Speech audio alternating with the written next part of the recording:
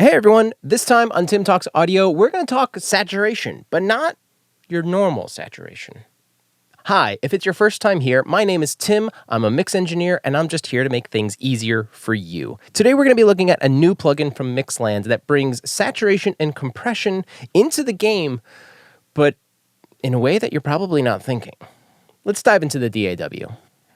So here we are inside of our session, and we are looking at Mixland's brand new plugin, the 3348. This is a digital tape machine emulation and is the sound of hits. That's not the black box with the white cone, but this is actually the machine that all of those things came off of. And it's a few others as well. As we normally do in these plugin style videos, we're going to go over the controls first, but if you want to skip ahead to the audio examples, use the chapters down below. So here it is. This is the 3348 digital tape machine from Mixland. We've checked out a couple plugins from Mixland before, and it's been a little while, but we're back with this one because this one is really cool. This is a recreation of a digital tape machine. Now, you're looking at it and you're going, well, digital? Sure, we're already in the box. Everything's digital. Before everything was on computers and after analog tape, there was this in-between where they were sort of using digital things. You may have heard of things like ADAT or the 3348, MD cards. There was a bunch of different iterations of digital audio before there was digital audio that we know today. And one of them was the 3348. With this unit, we're getting tape saturation, we're getting tape compression, and these are all natural characteristics of what happened on analog tape, kind of carried over in the digital world as well. So we're going to have some fun here, and let's go over all of the controls. On top, just user interface that it looks like a tape machine. Built-in oversampling, built-in mix control up on top. There are presets. Let's not worry about those right now because we just want to get an idea of what this thing can do. Yes, it says 6 days remaining. I'm just running the trial right now, but this thing is really cool. I'm probably going to pick it up myself. Now let's go to the bottom of this thing. On the left-hand side, you'll see these sliders, and these actually are EQ sliders, and these are a few frequency band that Jesse Ray picked himself. Jesse Ray is the founder and mix engineer over at Mixland, and these are some curated frequencies that he enjoys, and he wanted to make sure that they were on the plugin. So we have them here. We can boost or cut on any of these frequencies, 35, 80, 200, etc., etc. So we can do any kinds of boosts or cuts right here. We have an input and output meter next to that. And really the bulk of the controls are this area down here. You have your A to D and D to A converters. You have emphasis, frequencies, bias, and limiter. This is all built in, and we can adjust all of these different things. Then we also have next to that, before we go into some of these, the I/O, the input and output into the tape machine. If you want to drive it harder into the tape, you can reduce the output later with the link button. You can just kind of push and pull and it'll just balance things out, or turn those off, independent control. Now let's go back over here to where it says ADDA.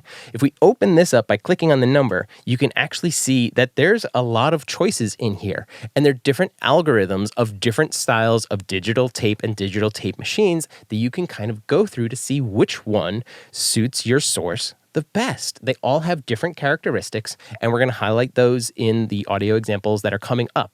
So we have 3348, the HR, which was the high resolution, which essentially brought it from what I remember being 24-bit up to 32-bit, or it was 16 to 24. I don't quite remember those numbers, but it was a higher bit rate on the differences between the 3348 and the 3348 HR. Underneath that, X80, 601, 701, DA88, and 1630. Again, these are all just different variations of conversion. So there's different characteristics that go along with that. For emphasis, this is turning it on or off. We'll hear what that does, and we can kind of adjust that with the frequency underneath. We can go down to 2.5 and all the way up to 8K. So a little bit of like top-end emphasis. We have our bias, so we can adjust how hot we are hitting our tape to see if we want to adjust any kind of saturation, and we have a built-in limiter. That's all of the controls. Now let's get into how this thing sounds. I've thrown this on a stereo bus. This song is called Hold On. It's something that A buddy of mine, Drew, and I were writing it together. I'm doing the drums and kind of the rhythm section. He's doing the guitars and a number of other things. We're collaborating. This is a fun little song that we're putting together. Right now, we're working on the drums, and that's what we're listening to. And I'm just going to throw them in solo. Yes, we're doing this on a stereo drum track, but think of this like your drum bus. It's to be the same kind of thing where it's just the left, right, and we want to hear what the 3348 is doing. Let's do that right now. I'm going to start with the plugin in bypass, and I'm going to turn it on after a couple bars, and we're just looping the verse so that it's the same pattern over and over again. After a bar or two, I'm going to increase the input so you guys can really hear what this plugin is doing. I want to emphasize it for you. So here's our bass line for our drums, and after a couple bars, we're going to put this in, push it a little hard, and go through the different styles underneath A to D and D to A conversion.